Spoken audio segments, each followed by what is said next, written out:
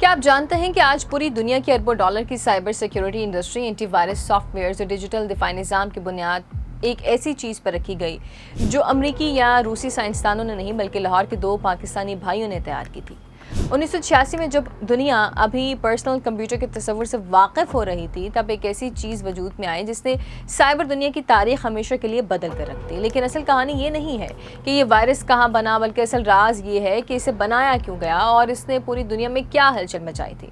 لاہور کے دو بھائی امجد فاروق الوی اور باسق فاروق الوی کمپیوٹر پروگرامنگ کا کام کرتے تھے اور انہوں نے ایک طبی سافٹ ویئر تیار کیا تھا۔ اس دور میں فلاپی ڈسک کا زمانہ تھا اور سافٹ ویئر چوری کرنا یعنی پرائیویسی بالکل عام بات تھی۔ لوگ ایک دوسرے سے فلوپی لے کر سافٹ ویئر کاپی کر لیتے تھے، جس سے ان بھائیوں کو شدید مالی نقصان ہو رہا تھا۔ تب انہوں نے ایک عجیب فیصلہ کیا۔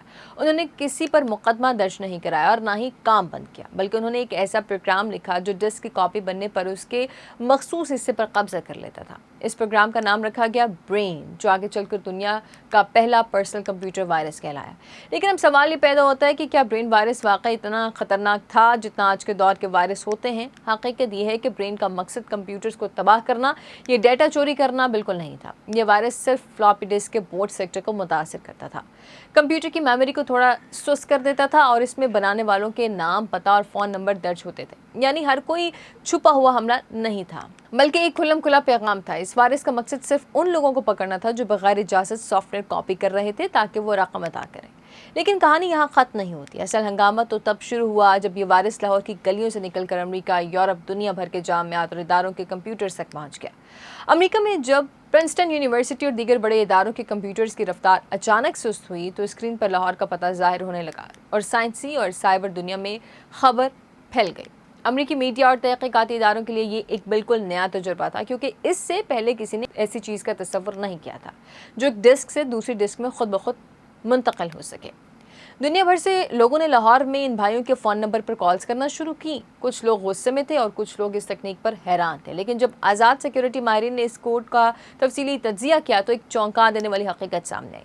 برین وائرس میں کوئی ایسا کوڈ شامل ہی نہیں تھا جو ہارڈ ڈرائیو کا ڈیٹا مٹا سکے یا سسٹم کو ہمیشہ کے لیے خراب کرے۔ یہ محض ایک ڈیجیٹل کاپی رائٹ کیمرہ تھا جو صرف دیکھتا تھا کہ ڈسک اصل ہے یا چوری کی ہے۔ اس وائرس نے دنیا کو ایک بہت بڑا سبق دیا۔ کمپنی اور حکومتیں یہ بات اچھی طرح سمجھ گئیں کہ اگر ایک چھوٹا سا کاپی رائٹ پروٹیکشن کوڈ پوری دنیا کے کمپیوٹرز کو سست کر سکتا ہے تو مستقبل میں بدنیتی سے بنائے گئے وائرس کیا تباہی مچا سکتے ہیں۔ برین کے آنے کے بعد ہی دنیا میں باقاعدہ طور پر اینٹی وائرس سافٹ ویئر اور سائبر سیکیورٹی کا آغاز ہوا۔ وہ شعبہ جو آج سینکڑوں ارب ڈالر کی انڈسٹری بن چکا ہے، اس کا پہلا پتھر اس واقعے کے بعد رکھا گیا۔ اگر ہم گہرائی سے جائزہ لیں تو برین وائرس ایک متضاد حقیقت پیش کرتا ہے۔ ایک طرف یہ کاپی رائٹ اور محنت کی حفاظت کا ایک ذہین طریقہ تھا، لیکن دوسری طرف اس نے ایک ایسی ٹیکنالوجی کی بنیاد رکھ دی جو آگے چل کر ہیکنگ اور ڈیجیٹل جرائم کا سب سے بڑا ہتھیار بنی۔